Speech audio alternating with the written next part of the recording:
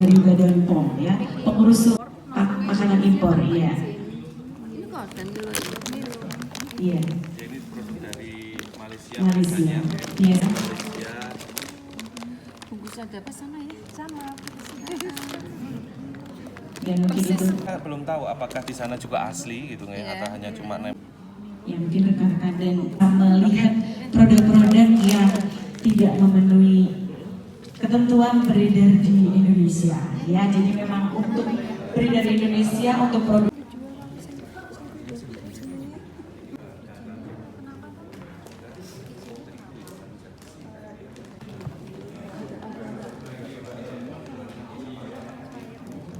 Siaran pers hasil pengawasan obat dan makanan di Jawa Tengah tahun 2023 yang dilaksanakan oleh Balai Besar Pengawas Obat dan Makanan di Semarang.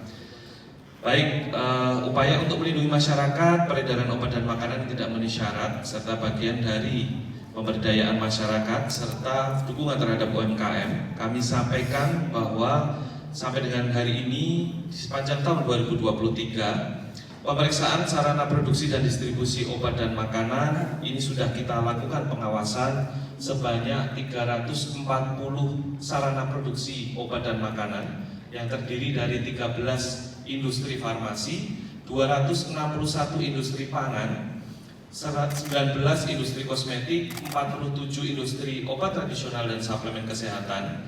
Dan untuk sarana distribusi, untuk pengawasan obat dan makanan kita telah mengawasi sebanyak 981 sarana yang terdiri dari 174 sarana distribusi kosmetik, 222 distribusi pangan, 171 distribusi obat tradisional dan suplemen kesehatan, serta 414 sarana distribusi obat serta pelayanan kesehatan. Ini kita lakukan di seluruh Jawa Tengah. ini biasanya tren untuk di wilayah Jawa Tengah ini paling banyak itu produk pangan rusak dan kadaluarsa. Tetapi tahun ini kita temukan ada produk pangan ilegal masuk, artinya tadi bahwa akses yang kita buka dan perkembangan penjualan secara online ini sudah masuk. Ini yang perlu kita tegakkan kembali.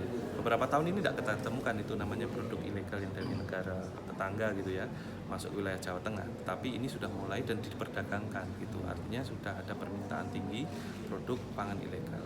Ini ada perlu kita waspadai. Modusnya ada dia penjualan secara online. Dia dibeli dari luar negeri, masuk ke sini dalam jumlah besar. Itu satu. Yang kedua, barang tentengan, hand carry. Ini dia membawa sampai dengan 5 kilo, 10 kilo produk gitu ya. Seharusnya memang sedikit produk itu untuk penggunaan sendiri gitu ya. Kita beli oleh-oleh dari negara itu negara lain nggak dilarang. Tetapi ketika dia diperjualbelikan, dia membuka jasa titipan, itulah yang harus kita amankan.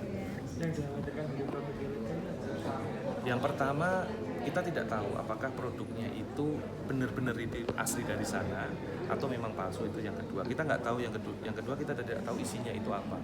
Dan yang ketiga, ini pasti akan ancaman untuk produk lokal.